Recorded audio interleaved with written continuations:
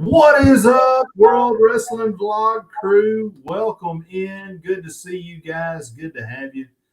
And we have an episode fit for a king. Timmy Ray the King, to be specific. We're going to talk a little bit about old school wrestling because Timmy Ray is our most loyal fan. He has been in the house, I'll let you guys know, since 4:30. 4:30. And actually, Meg might have beat him in. Meg was in to say welcome home to the Sarge Dillon, and he is back all the way from sunny Korea. And welcome home, sir. Thank you for your service. Thank you. He's here, and we may or may not have been drinking since about 1300 today. Maybe not.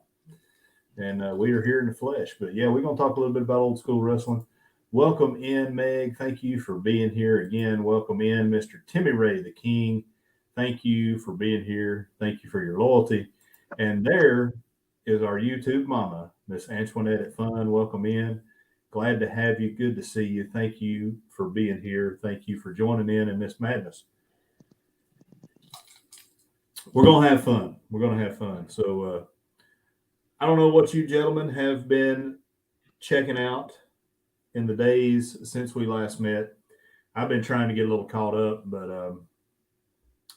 I'm going to tell you, if you're not watching a little bit of AEW right now and watching the work that MJF is doing, my goodness. So between MJF, FTR, and Vince McMahon's painted on mustache, those are the big things in WWE and AEW right now. So,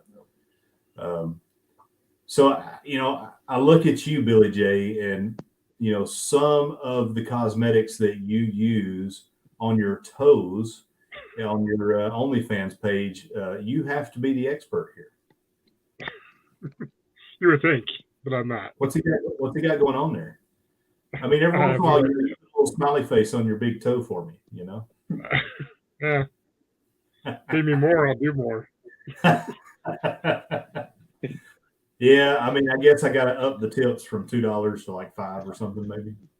Yep. Yeah. I'm sorry, but don't you think somewhere in all the backstage positions and the board and all that, somewhere creative, somebody would have told Vince no on the mustache? Just no. You would think so, but I think he's like that old man, that you just see walking around. He's set in his ways. He's highly respected, and you just let him be. I guess he just looks like Walt Disney. Yeah, he looks like bootleg Walt Disney is what he looks like. He looks like the Walt Disney that you get from Wish. Yeah. There you go. But yeah, I'm still trying to get caught up, and I am. We've had a lot going on, and so there's Miss Antoinette. She's telling me thank you for your service, Dylan. Thank you. We've got Jeffrey, Jamestown Baseball Commissioner, in the house. Welcome in. Good to see you. Good to have you. Thank you guys for being here. And Miss Meg, she said thank you for your service as well.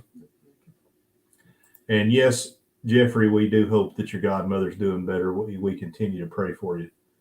But yeah, I mean, so we got Backlash coming up. That's one of the big things going on. Welcome in, Rob. Good to see you. Good to have you. No, Rob, no title match on. No title match. I'm really pretty interested to see what this Brock and Cody match will come out to be, because there's not a lot of heat between them. It doesn't seem like. Mm-hmm. Could be a great match. I don't know. We'll see. That's what I couldn't understand about it. I mean, it's just going to be Cody and Brock, because why? I have a hard time being able to put Cody over Brock. I don't think it's all that believable. We're pretty big Brock fans over here, so it's pretty hard for us to see.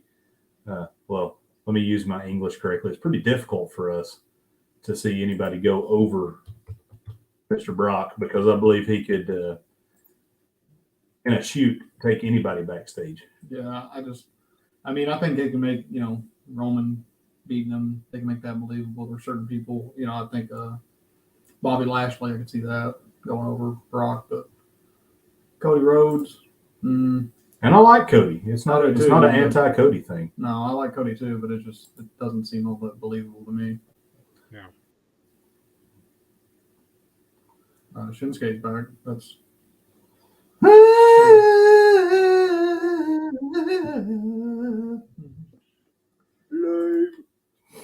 Yeah.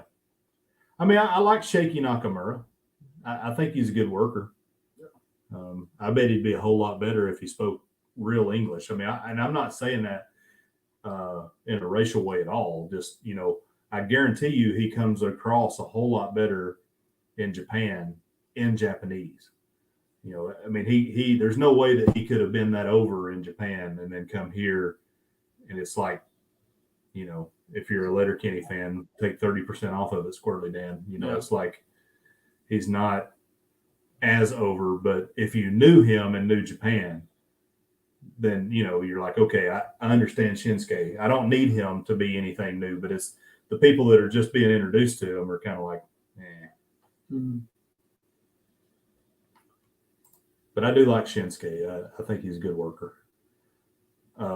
Here's one I wasn't tracking. Bad Bunny and Rey Mysterio versus Damian Priest and Dominic Mysterio. Now, I love Rey, but man, if Dominic and Damian do not just pound them into pulp, they won't. That's not going to happen. that won't happen. But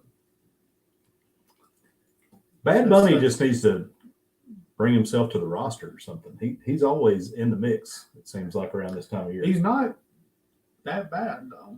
I mean, he does some things that are not. I mean, a lot of celebrities get out there and try to wrestle, and it's not great. But he's a pretty good bunny, I hear. So, yeah, pretty good bunny. He's an okay bunny. Well, same with like Logan Paul. Logan Paul's good. Logan Paul gets it. I don't know if it's the years of being around boxing or whatever, or social media, but Logan Paul gets it, and he can go. He's been trained by some good guys. Him and Seth Rollins match was pretty good. Yeah. I don't know what they're doing here. Kevin Owens, Sami Zayn, and Matt Riddle versus the Usos and Solo Sikoa. That's an odd pairing. I don't know. I mean, maybe I need to get caught up, but that doesn't turn me on. Does it get you guys excited at all? Nope. No. Been there, seen it, done it. Yeah, not really. The only thing that could get me excited about that if there's a spot for Randy Orton to come back. And that might be what they're. That could work. And maybe that gives Randy an opportunity to, face Roman. And I'd like to see him take that belt from Roman and become a 17-time. Wouldn't he be 17-time or would he be 16? No, John Cena's at 16. But he's like right there. Randy's at like 12. Yeah. Yeah, Randy's close. I like Randy. Man. I could see Roman and Randy at SummerSlam probably. That could be. Yeah. Be good. There's a lot of talk though now that if since Cody didn't go over at WrestleMania, are they going to push for Roman to break Bruno's streak? I think the plan with Cody is. I don't think they wanted to have him beat Roman on his return. I think they're going to have him go over on Brock to show that he can take Brock. That way, it makes it a little more believable for him to beat Roman eventually. It makes Roman look stronger when he beat Cody too. Yeah. But I still don't know. If Cody beats Brock flat in the middle. Wake up, Billy. I'm awake. You froze and your eyes were closed. No. My camera keeps cutting out. But they cannot let Cody beat Brock flat in the middle. I mean, like he can beat him straight up, but it's going to have to be on a roll up, sunset flip, some sort of wrestling maneuver. Yeah. It cannot be Crossroads, and that's it. Yeah. Yeah, like somebody comes up on the apron and Cody knocks Roman into him, or some old school, what they call it, a smudge or whatever. Yeah, little swerve. sleight of hand. Yeah. Swerve now. Yeah.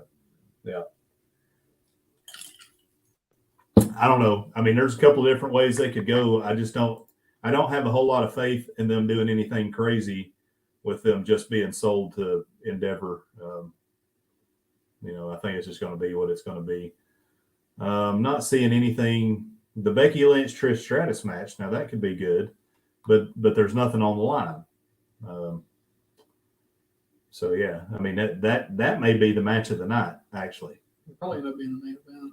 Yeah. Well, no, I mean I think they've already said it. I think that Brock and Cody are the main event. Oh, okay, yeah. But Becky Lynch and Trish, they may kick off the night and end up being the best match of the night. Yeah. I mean, those are two very good workers. Very good workers. Hey, you're all good, man. You're all good. Welcome in, Michael Clock and the Clock family. Good to see you guys. Thank you guys for coming in here. But yeah. Hey, Mikey. Not a very exciting card for Backlash, which, when has it ever been? I mean, it's Backlash. It never has been. Yeah, I mean, we got to build up for SummerSlam. That's the next big. Where are we at this year in SummerSlam? Does anybody know? Where it's at? I don't Yeah, know. where is it? Because that could tell a lot. Google, Billy. Google. It's Ford Field, Detroit, Michigan.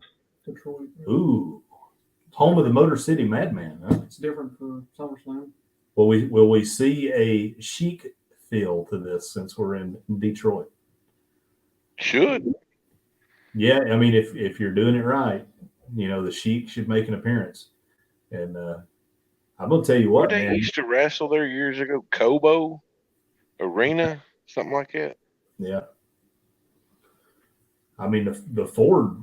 I mean, that's where the Lions play. Yeah. So that's a big venue. Do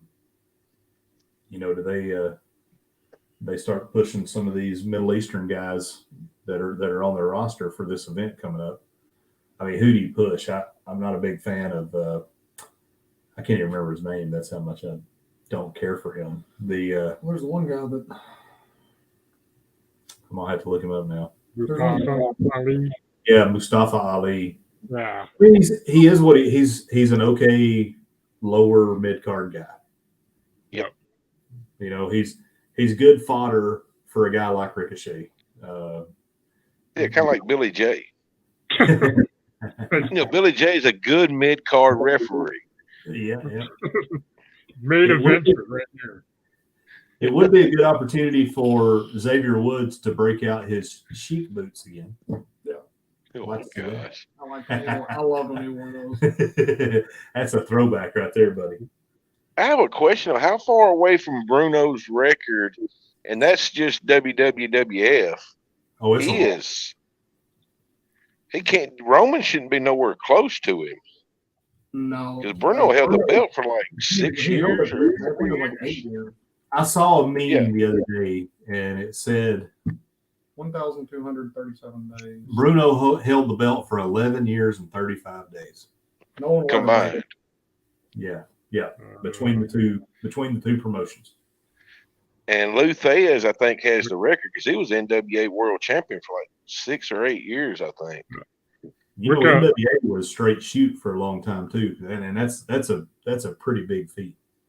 Wikipedia says 2,803 days for Bruno. I don't know who I can honestly say because I mean somebody eventually will have to beat Roman, but I don't. Somebody that hasn't already faced him, I think, would be who they'll have finally do it, unless it's Cody.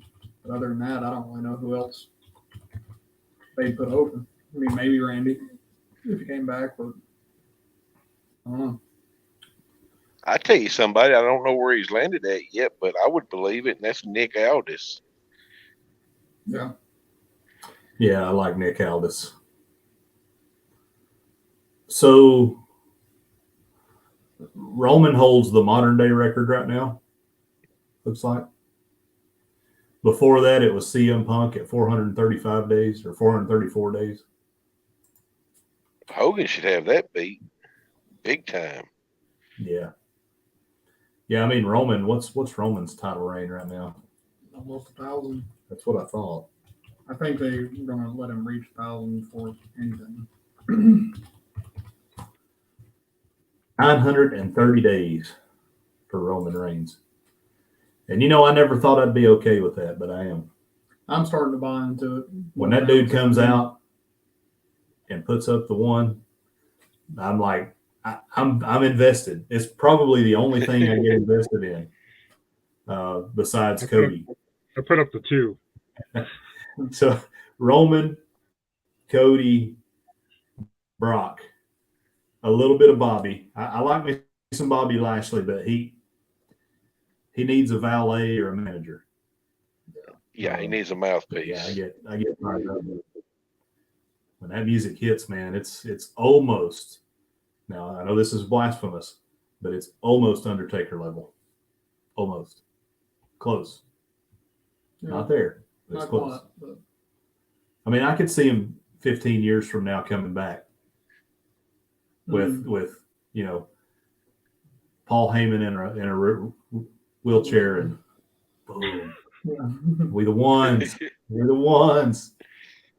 Yeah, but I mean, Heyman's the one that's keeping it together. Heyman is so good. God, he's so good. If you get, I mean, if anybody gets paired with Heyman, then pretty much. I'd love to see Heyman with MJF. Of course, it may be a waste of Heyman to ever do something like that because MJF is so good. Mm-hmm. But yeah, that's what I was going to say. MJF don't need it. It'd be a good combination though, but it's a little overkill. Dylan showed me something on YouTube. He showed me the presser after Revolution. MJF is so on.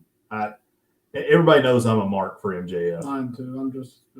It was right after Revolution. I mean, it was like immediately following the match. Burden him, and he came in with a crutch and everything, and he's talking about he had a big welt right here on his head, and it was swelled up, and he said something about him being the devil, and he was like, "Damn, I'm growing a horn." Maybe I am the devil. Yeah, I'm like, I mean, like in the post kayfabe era, somebody that can still make you suspend reality and question.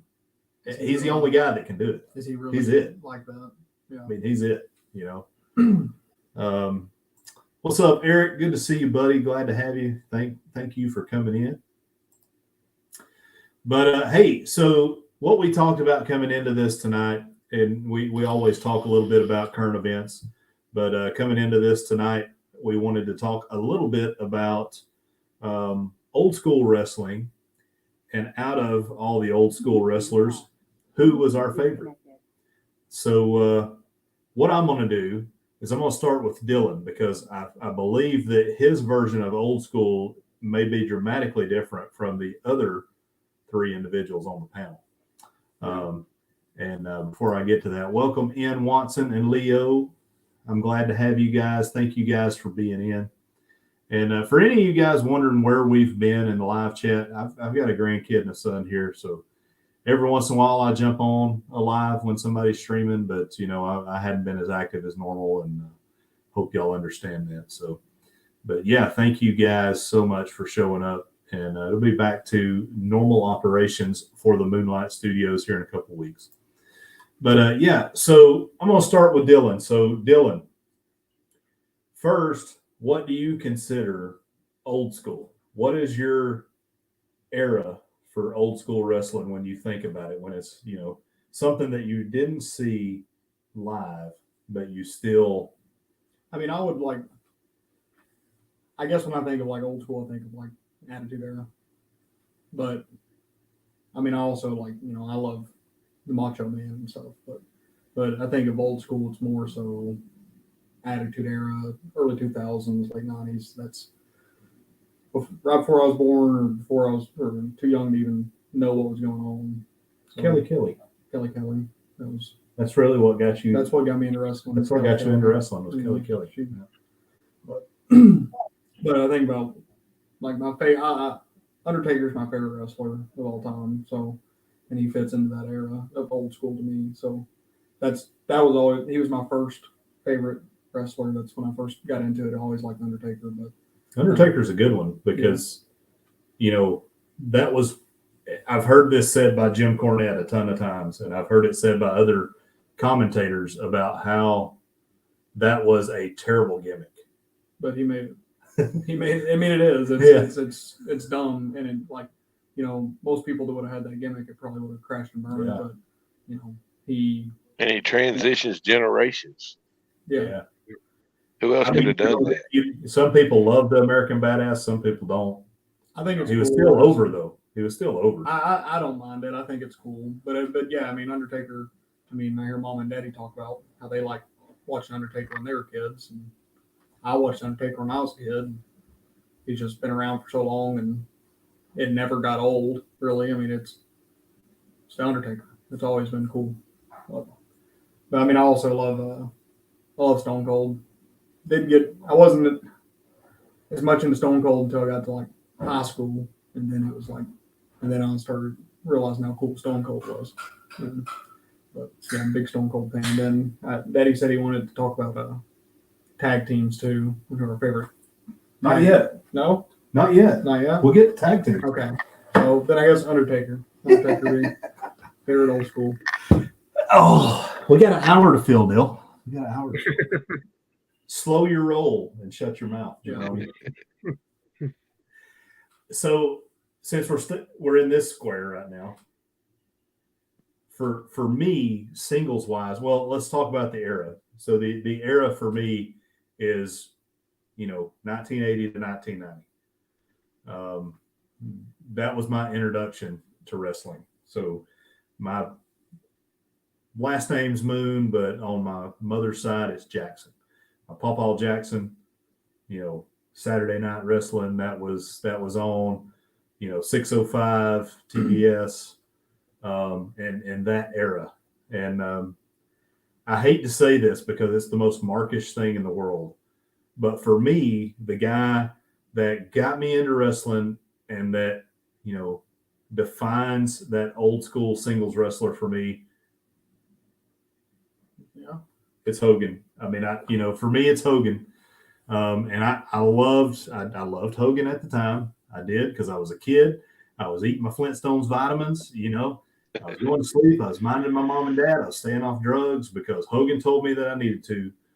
I watched everything. I watched Suburban Commando. I watched them too. Suburban Commando, Mr. Nanny. Mr. Nanny. Yeah. I had those on VHS. You didn't watch the sitcom though. Did you watch Hulk Hogan's Rock and Wrestling, the cartoon? Did not watch that. I did not. Well, but I mean, I was a mark for Dukes of Hazzard and all that. So that's there you go. Where I was hard over in the 80s for everything that was popular. So yeah, and I did not like the Macho Man because I felt like the Macho Man was the antithesis of Hogan. So I was not a Macho Man fan until I got older. I like Macho Man. Oh, the Macho Man. Big fan. Oh yeah, the Macho Man. Baby Savage, yeah.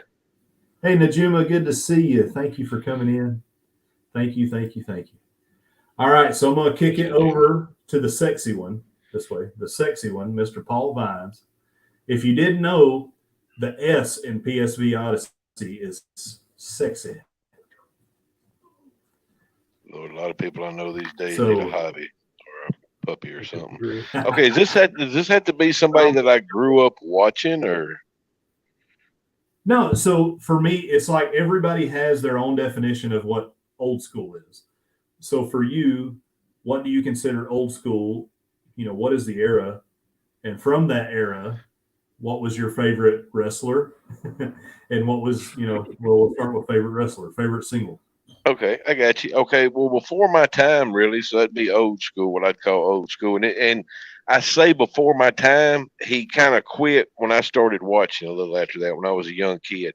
I got to go with one of the toughest men ever stepped in the ring. That's the one and only handsome Harley Race. Oh, yeah. I mean, just a perfect old school NWA world champion.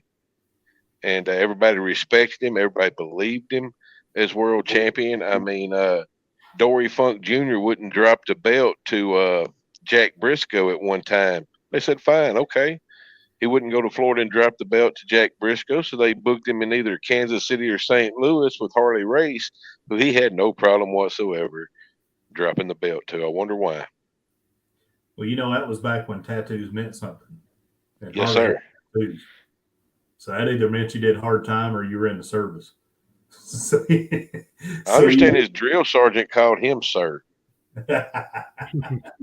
I mean, man, if you can scare people with that little fro that Harley had going on, you were a bad dude. You were a bad dude. I mean, he probably kept that fro so he could do the diving headbutts, or it really wasn't diving headbutts; it was falling headbutts at the time. And Well, one reason I say him, and it kind of ended with Flair, was back then the world champion was truly that. Yeah, You were the world's champion, and you went all over the world. well, I mean, just constant, nonstop. About Mr. Harley. You look at what Roman Reigns is doing right now, and I know I say this way too often, but go back to Starrcade, Flair for the Gold, with the Briscoes sitting backstage with Harley Race, and you tell me that is not a mirror image of what they're doing with the Bloodline right now. I mean, Harley I can see that. was Bloodline before Bloodline was Bloodline. I mean, there's nothing, when I coached folk style wrestling, we would always stumble upon what we thought was a new move. And some old school dude would be like, because we did this thing called the Viper. And come to find out, I was talking to some old school wrestling dude, and I was like, hey, man, we picked this up from some guys down in Georgia. We've been doing it. We've been crushing people with it. He's like, man, that's the Okie. They've been doing that since the 50s. And it's kind of the same way in professional wrestling. There's nothing new under the sun. And, well, one thing that I really liked about Harley is I'm not saying he invented it, but he popularized a move, the suplex. And every time I think of the word suplex, I remember Gordon Soley calling it the suplex. Yeah. When he was announcing. The name of it. So the folk style name originally was the suplex. Oh, okay. Well, there you go. Yeah, so that's the traditional, and then it became the suplex. I don't really. I should know this. I don't know why it was called a suplex. I don't know if it's a throwback to some other language because wrestling is the oldest sport. But Greco-Roman. So he was calling it by its formal name, in which Gordon Soley. I mean, that's the kind of announcer he was, and yes, sir. Every announce desk is missing a Gordon Soley right now. Every single one. Very true. That world of sport. This is a real sporting event guy. Doesn't have a good announcer. No, I mean Taz tries his best. He tries the best he can, but Shivani sucks. Excalibur's just trying to be correct on everything he says the whole time and make sure that he says everything. Well, don't sugarcoat it, Mr. Josh. It pains me to say Shivani sucks. I like Shivani. And he shouldn't. I like Shivani. There's no way he should suck. Ring announcer. I mean, he was groomed by JR. I like when they get JR out there every now and then. So, But JR, it's because the work rate is so high, because that's all that matters in today's wrestling. JR has a hard time keeping up, and that's not a knock on JR. It's actually a knock on what's going on in the ring right now. I mean, the cameras can't even keep up with what the hell's going on. But I mean, I remember. I mean, I still I see clips now, like on TikTok or whatever, old wrestling clips, old to me, 90s, 2000s, and it's JR and Jerry Lawler sitting there together, and it's great. I mean, that's like half of the show is listening to them talk and hoot and holler about whatever's going on. And like it's great. And now it's just, I don't know. WWE, I like the announcing on AEW better than WWE. Corey Graves, it's hard to listen to Corey Graves. Everybody on WWE. Used to, Michael Cole was my least favorite. Michael Cole is the best guy there now. Yeah. I mean, he's not bad. He's figured himself out a little bit more now, but he still ain't great. It's so bad. I thought they were going to bring Booker T in. I like listening to Booker T. Michael Cole, this year, WrestleMania, now Michael Cole has announced more WrestleManias than anybody else. Wow. So, Billy, What is your old school era? Well, I was born in '81, and I started watching wrestling in the mid '80s. So I'm with you, Josh. It has to be Hulk Hogan. That I hate to admit that, but it was back then as well. And Ultimate Warrior and Macho Man. Loved all three. So I Oh, can't pick yeah. one. Oh yeah, brother. Elizabeth. She's the most And, beautiful woman I've ever seen. and if I could go a little bit, I'd do a little bit of Kurt Hennig too, because I never saw Kurt Oh, live, so I've always seen tape. So I didn't appreciate them enough because I was, it was pre what we would call the pre kayfabe, right? So Yeah. I hated those guys, so I didn't appreciate them. Yeah. But like looking back now, Kurt Hennig was so good. No, I think that's Yeah. why I like MJF the way I do is because Yeah. he's just good at what he does. Like I'm in, I'll tell Dave about it the other day. I'm in like a few like wrestling groups on Facebook, and somebody will post something about MJF, and there'll be people commenting, Yeah. MJF sucks. He never wrestles. He only wrestles pay-per-views and all this. And like y'all are just buying into it. That's exactly like what he's being the WWE guy that y'all all hate. Yeah. One thing's so cool about Kurt Hennig, you look at him and he's not over muscled. He's just solid. You can tell he takes care of himself. But when he hit the perfect plex, fisherman suplex on the Giant. Yeah, I knew where you were going. I mean, I've seen I don't care if somebody says he helped him. You can help him all you want to. That guy's over 7 foot tall, was well over 400 pounds. Yeah. You got to have some strength about you. I mean, because he didn't do all that on the Big Show, or the Giant, whatever they were calling him at the time, didn't do that on his own. Yeah.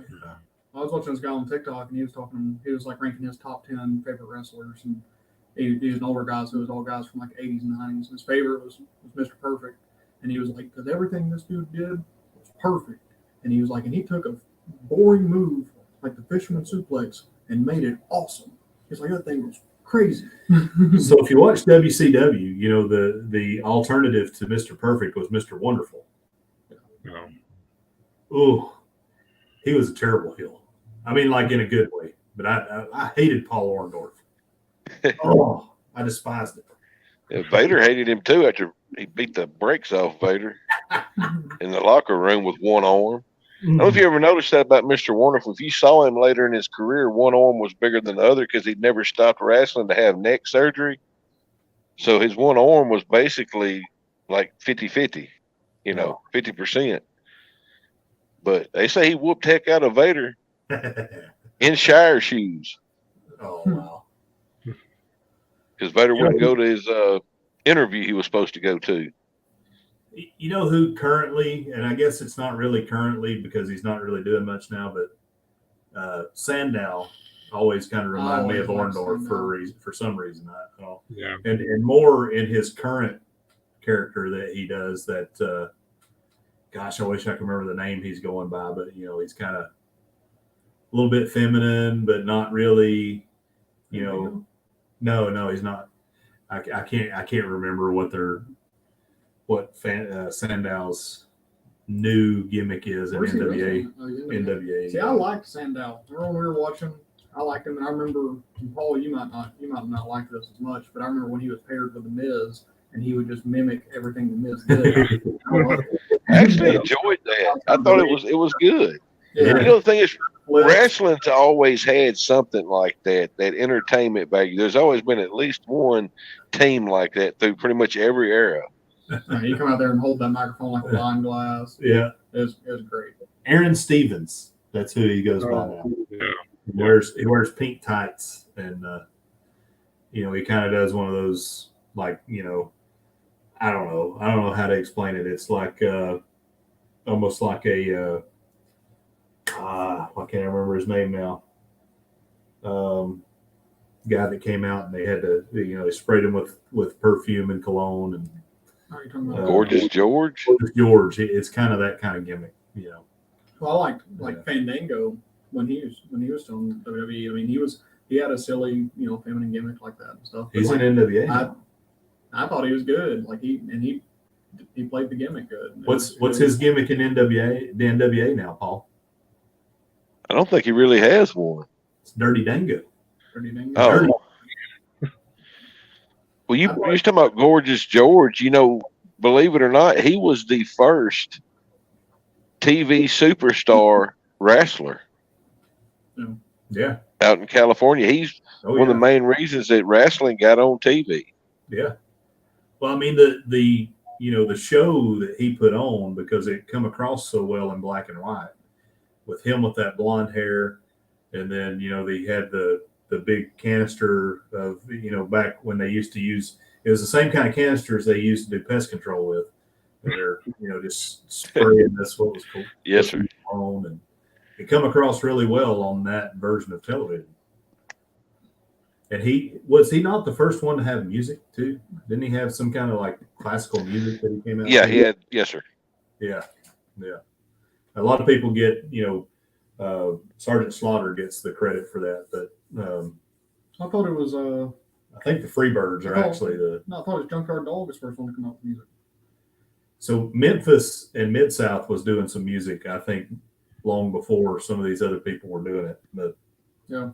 Gorgeous George was one of the few that done it then. It didn't really get popular until Memphis and Mid-South started doing it. And then when the Birds went down there to Texas, they really, and the cameras changed too on how you saw the match. I mean, they totally revolutionized. They totally made it a full production.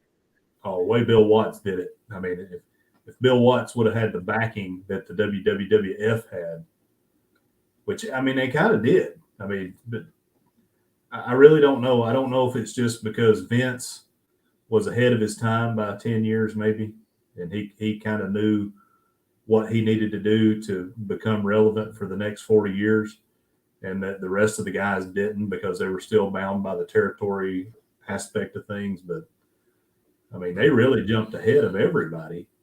Yeah. And then Vince took it to another level, Well, I think by the time the other guys figured out what Vince was doing, it was too late. Yeah.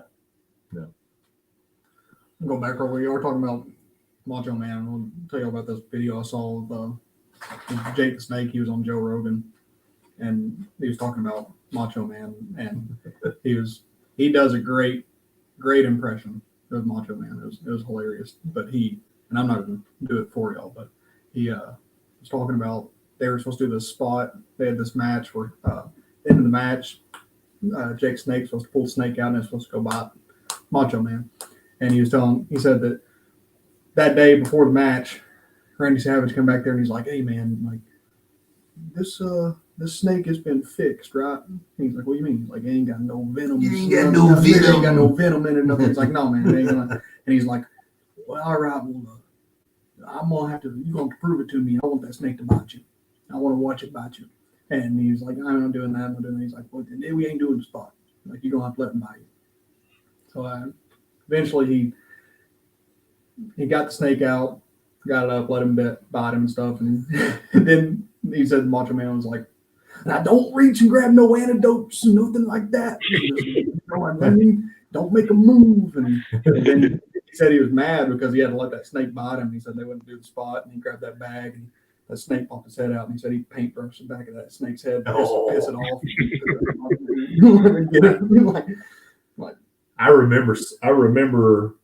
So I don't remember seeing that like when it happened, but I remember like if you remember, Mean Gene did his like replay little news thing that he would do on Saturday mornings or whenever it was, and I was like, "Oh my God, the cobra just bit Macho Man. He's not gonna live." Oh.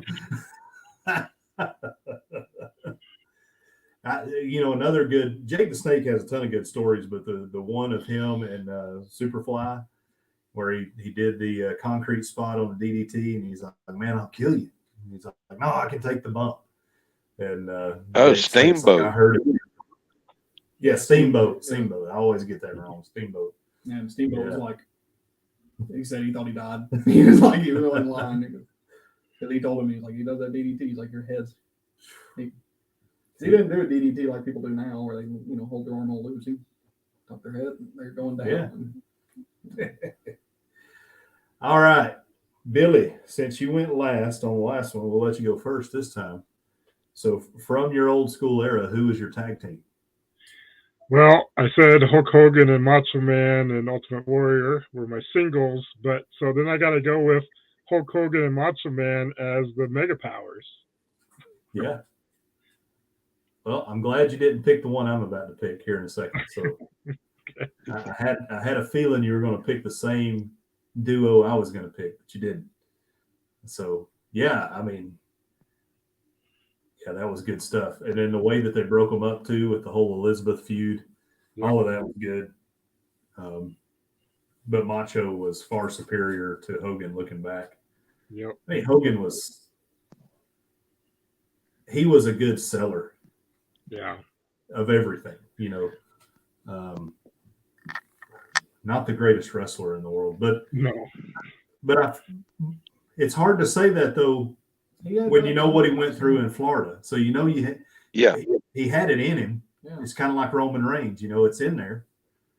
He just was never asked to do it in WWF or WWE now.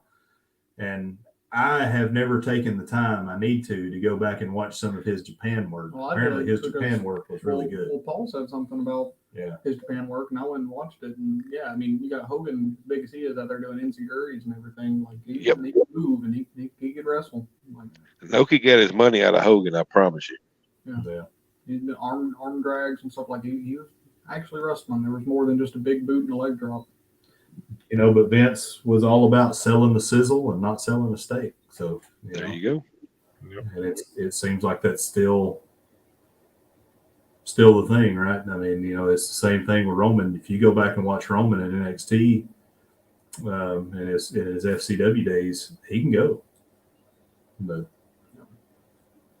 he don't need it because it's the aura that surrounds him, I guess. Paul, who is your tag team? Well, I'm going to go a little newer than I did for the single. And I'm going to go with the Road Warriors. I mean, they won every major tag team championship that was available in their careers. Yeah. Yeah. And were that dominant. We talk about wrestling, they couldn't wrestle. They didn't have to. Yeah, but they were. But they just bulldozed everybody. If you hear some of the stories of when WCW went to Korea, like they were legit bad dudes, and there's a rumor that they may have murdered someone in Korea while they were there.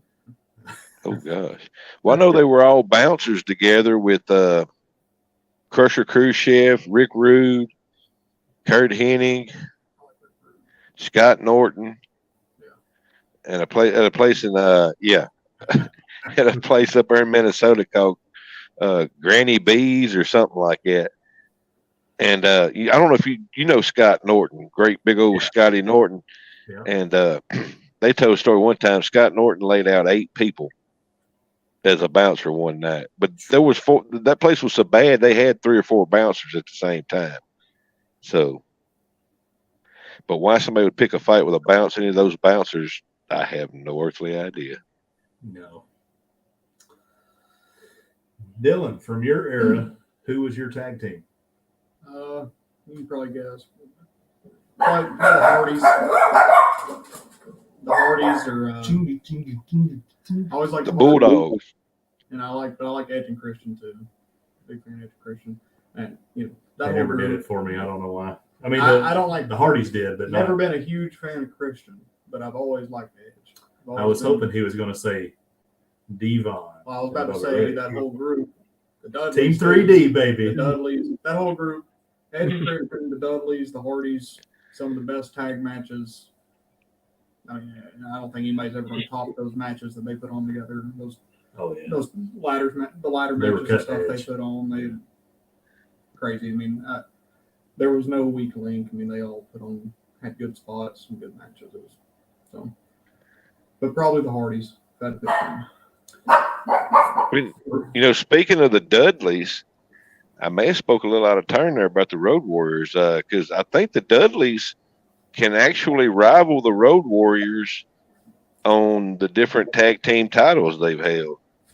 Well, they've been everywhere. I mean, Yeah, I mean, so ECW was a branch of NWA, if I remember right? So it was Eastern Championship Wrestling, which was part of the National Wrestling Alliance. Yes, sir. Yeah. Until Shane Douglas won the title and Yeah. threw it down. yeah. And I was rewatching that was one of the first things that came on WWE Network, the Attitude Era, the Monday Night Wars, what it was. And they were talking about that when because there's on an ECW episode, and they were talking about when they became their own kind of thing. And I always liked ECW. ECW's cool. Those are two dudes that didn't get their, due, I guess, is Chris Candido and Shane Douglas. Man, those were two fantastic wrestlers. So for me, tag team from the era that I'm thinking about, is so markish. But again, I was a kid. Bushwhackers, baby, all the way. One of the Bushwhackers just died last week. Yep, Mm-hmm. I was a big Bushwhackers fan. So, yeah, and Chastity actually got to meet the Bushwhackers. So, Oh, cool. yeah. Yeah. Oh, that was mom's favorite tag team was Bushwhackers. Favorite wrestler is Jake Snake. Yeah, she was. Her mom knew one of the security guards up at Memorial Auditorium in Chattanooga, and she got to meet the Bushwhackers in the WWF ring. Oh, And, sweet. yeah, it's pretty. So Jake the Snake was such a frequent visitor to Georgia. There's a lot of children around my age in Georgia that were fathered by Jake the Snake. So. Walter Roberts. He fathered many children in Northwest Georgia. Many children. I wish Jake the Snake would have gotten a title run. I think about that and how he never held any title in WWE.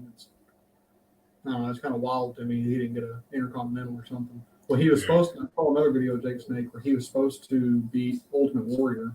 He was supposed to. Him and Ultimate Warrior were supposed to feud for the Intercontinental, and he was supposed to go over. And Ultimate Warrior was just, nope, not gonna do it. Not gonna drop to him. And that was his only shot, and never got it. It was kind of bad timing, from what I understand. If you listen to Conversations from Cornette, is he was used to put over Stone Cold, and it was just like he was 2 years too late. Get that piece of crap out of my ring. Man, I tell you what, I am a mark for some Stone Cold, baby. That's what I was telling him while you're getting your drink. But favorite, but Stone Cold. Oh, I'm sorry. Once I got a little older, I realized how cool Stone Cold really was. So good. Stone Cold is a prime example of how the wrestling business at times just makes no sense. I know that the whole persona of Stone Cold, the gimmick went over. Yeah. He put on clinics in WCW with Ricky Steamboat, Great Muta, Flying Brian Pillman before they became tag team. I mean, he was as good as it got in the ring way before he became, Mr. Stone Cold. Stunning Steve Austin. I like the stuff that I see on his podcast that he's got, Stone Cold's podcast. There have some wrestlers on there. There's some really good stuff on there. The Hollywood Blondes were fantastic. I remember the Hollywood Blondes. Pillman and Stone Cold. Yes, sir. That's a tag team right there, buddy. But, WCW didn't know what they had, Oh, no. Well, I mean, they also had Triple H. Yeah. They had The Undertaker. You mean terrorizing? Terrorizing, I do. And Mean Mark Callis. Oh. They had all the right things there, but unfortunately, TBS was running creative. Yep. That's true. And they had, they had Diesel and Razor Ramon. I like the story I heard of Undertaker was telling about his first big match that he ever had, and it was with something with Bruiser Brody. Brody. That's who it was. he got put with Bruiser Brody, and he was going a little. He like didn't go down when he was supposed to. He was being a little too stiff with Bruiser Brody, and Bruiser Brody splintered a chair over his back because of it and broke it into shards. It just exploded over his back. It had to be Brody. It couldn't have been Dick the Bruiser. Yeah, it was Bruiser Brody. Yeah. Bruiser Brody was a bad dude. I would have loved to have seen Bruiser Brody and Terry Gordy, get into the prime of their careers. There may not have been room for a Nature Boy Ric Flair. I mean, really. We know you talking about Jake Roberts. I know he held titles in Mid-South, regional titles, I'm sure. He was, when I brought up the Road Warriors, the Legion of Doom was more than just the Road Warriors when it started. Jake the Snake was in the Legion of Doom, and he was huge down there in Georgia. And he was a TV champion, and I don't know. To me, like Ted DiBiase never held a title other than the $1 million title in WWF. I don't get that. And Dusty didn't get a title when he went. Yeah. And you think about Jake the Snake too, and his gimmick when he was down in Georgia. He wore a pair of like Taekwondo pants. Yeah. I mean, like nothing flashy at all. He wore it in Mid-South. When I think of like really, really good wrestlers, a lot of them really held titles. If they did, there wasn't like on long title runs, or it was like Dolph Ziggler, Dean Malenko. Dolph Ziggler's held, Intercontinental. He was heavyweight champion for a little while and stuff, but like he's never been that guy. He's never been He's the wrestler of the generation. He put so many people over. Dolph Ziggler is probably one of the top guys in WWE in my opinion. Him and Bobby Roode. Bobby Roode is another one. Bobby Roode's good. Yeah. Nick Aldis is another one. Fabulous. Bobby Roode, what it was. Yeah. Marvelous. One thing though, a lot of these wrestlers when they what we were talking about was when they went to WWF though. Before that, they had never had any merchandising, not licensed, not like what Vince got. They were making money hand over fist with the toys. Vince, for all the knocking I do of him, the guy revolutionized money for the wrestlers. They didn't just have to worry about putting butts in seats. They started getting money off the toys, the shirts, all that stuff. Like the Bushwhackers. They were comical in WWE, WWF. They didn't care. It was the most money they've ever made in their careers. He was able to understand syndication and what syndication can do for him.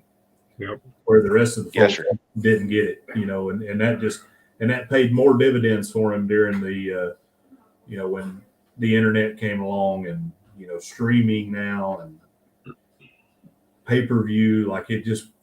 Well, that's all when Vince bought WWF back in 1982, he bought it for $1 million. Yeah. And he sold it. He just sold it to UFC for 3-point-something billion. Like 9.3 billion. 9.3 billion. There it is. Okay. Yeah. So I mean, he knows what he's doing. Now he's walking around looking like a caricature of himself. Well, his dad ran Capital Wrestling there, and even after he left the NWA, broke away from the NWA and started WWF, he was still on the board of members for the NWA. He called them up and told them when he sold to Vince Jr., he said, well, I just sold this to Junior here, and y'all might want to look out. He's got some different ideas. Yeah, I mean, you think about if you would have ran something like selling wrestling ice cream bars by somebody like Jerry Jarrett, that would have went over like a fart on an Easter morning service. I tell you what we're going to do here, Jerry. We're going to get some of these ice cream bars, and, we're going to put Bill Dundee on them. That's what we're going to do. Get the hell out of here. Yeah. Crazy. Well, hey, guys, this is a good show, man. We ran an hour really fast. Really fast. Went by quick. Yeah, it did. So I'm going to give the referee, Billy J, the screen to himself to begin with and let him tell the people what's going on his channel in the coming week. Well, I put out a vlog yesterday, part of the raid parade. It was, what was it? Oh, Roatan, Honduras. So that's out there. So check that out. Tomorrow, I am doing a premiere at 3:58 p.m. Eastern or 2:58 Central or 3 o'clock, basically. I am premiering I was on Deal or No Deal on the Carnival Pride. So I went up on stage and got to play the game. So you'll have to see how much I won with that. And then last thing I got is that I'm going to announce it on Monday, but I'm going back to Iowa in July for the Hall of Fame weekend, the George Tragos Luthez Professional Wrestling Hall of Fame weekend. So it's going to be a great time. We got John Bradshaw Layfield's coming. We've got JR's going to be there, Jared Briscoe. A whole bunch of different names are going to be there, and I'll talk about it more in the future weeks on the show. But it's going to be a great time. And that's all I got. So just to be clear, the applause button was hit because he's moving further away from me and Paul. Exactly. Yeah. All right, Paul, what you got going on, brother? Well, hopefully, I don't know what time yet. It should be about 8 o'clock in the morning because according to the schedule I put together, ain't nothing going on till about 8:30 in the morning. So I'm gonna sneak out a This Week in History video in the morning. It's not gonna be no premiere, nothing like that. It's just gonna drop. And tomorrow evening at 6:45 p.m. You know, if you folks got nothing better to do, and you're waiting on Mr. Josh to come on and just watch Miss Meg's great video before mine, I'll be doing another episode of the Booze News from Pub PSV. Other than that, that's pretty much all I got next week. There'll be a day in there somewhere where I drop a little videos and stuff I'm working on, but it's not going to be any premieres or anything like that. So that's it. For your Booze News, Paul, if you can go find you a Korean market somewhere around you and find you some soju, you might have to pay a little bit for it because it's imported. In Korea, it's cheap. The bottle's $2. He lives in damn near Central Arkansas. I live in South Arkansas. No, I live 45 miles from Louisiana. We got 2 liquor stores in a town of less than 1,300 people. Selection is limited down here, I promise you. You drive a truck, so you drive through a larger town and try to find you a Korean market, see if you can find you some soju, give that a try. I don't think there's ever been any Koreans in where I live, to be honest. I don't think anyone ever drove through here. So Billy will be happy to know we finally got Bud Light Lime down here, though. All right. Only about 10 years late. Meg said she'll hook you up, though. Yeah, it reminds me, Billy, you had a birthday. How much Bud Light Lime did you consume during the birthday? I had 0, but I had lots of Diet Mountain Dew. Happy birthday, Billy. Thank you. So, hey, folks, you know, I appreciate the plug, Paul, but we are not going to go live tomorrow because we are actually celebrating Easter with the grandbaby tomorrow. So we're going to take the night off. We will be back live, though, next Sunday at 8 o'clock with Shooting the Breeze and Moonlight Adventures. Also, With an emotional moment. Yeah, she'll be tore up because Landon will be leaving. We'll be closing in on Dustin's graduation. He'll be going through the crucible. It's just, yeah. Can I ask a quick question? Sure. Sarge, did you have any contact with your brother before he went out to San Diego? Did you pass any pointers along to him, or? He FaceTimed me. We talked several times before he left. We talked several times before he joined, and I'm sure he had the same conversations with Eddie, talking about what branches he should join and pros and cons of each branch, and then when he decided on what he was wanting to do. And I told him that Air Force basic training is going to be very different. My experience is very different than what his will be with Marines, but I still told him how my experience. Because as a Marine, he can transfer to any division he wants to, I think, and not have to go back through training. That's correct. Yeah, because they all go through school. I mean, they're riflemen first. They meet all their basic qualifications through. They're just everybody does. So it's very different. Air Force. If I was to change a job, it's a very long drawn out process. I'll have to go back through schooling, and that's if I'm selected to even cross train to a different job. Yeah. Hey, looky there. Good day, Sean. Welcome in. Good to see you down in the cruises. But Okay, yeah, I'm sorry about interrupting. no, you're good, man. You're good. So I've been working on getting this tour of Ocean K done. It's taken me a while because, grandbaby, Dylan, Kaylee, they all come first. So I'm working on it. I'm getting there. Hopefully next week I'll get it out. I'd like to get it out tomorrow, but I'm actually ready for bed, so I'm probably not going to work on it tonight. But yeah, so that's been going well. We're also starting a new channel, or we've started a new channel, Plum Crazy Southern Comedy, and that's where Gunner Wayne is now the dad joke guy, and you'll see some Peggy Sue there. You'll probably see a little John Bourbon, and we've got this Southern dad that's going to start making appearances as well. We just finished out his wardrobe selections the other day, and he's ready to go. So you'll start seeing some Southern dad stuff on there as well. But yeah, that's really all we got going on. Again, excuses are like buttholes. Everybody has one, and they all stink. But this is the one that I have. I've been busy, so I didn't get out a Wow That Was Fast either. We got to get that done. Dylan will be the next Wow That Was Fast. And then after Dylan, we actually have Barry Brain, who wants to do Wow That Was Fast. So we'll have Mr. Brain coming on. I need to get Paul and Miss Meg on a Wow That Was Fast. Michael Clock would actually be a good one as well. I've already did already. Well, do if you want your I need to have the Down Under Cruisers on as well. if you want your ratings to go high, make sure you get Miss Ricky on there with Clock. Just saying. Yeah, I will take that into advisement for sure. So I don't, and I apologize, Clocks. I guess I haven't watched enough of your live streams. Just again, I'm not gonna say the same excuse again, but I need to check you guys out because the last time I was watching you guys, your wife was not as active, but it sounds like she's starting to come into her own, much like Miss Chastity is now. Because the only reason I watch See Me is to see what Marsha's going to do.